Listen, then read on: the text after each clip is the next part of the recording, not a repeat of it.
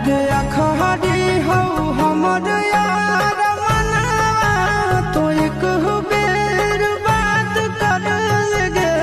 आगे सुना यारवा हो भरती पटनवा में आके मुलाकात कर लगे आगे सुना यारवा हो भरती पटनवा में आके मुलाकात कर लगे आगे चली जाइबौ छोड़ी के दुनिया विदाई अपने हाथ कर लगे आगे सुनाया रवा हो भरती पटनवा में आके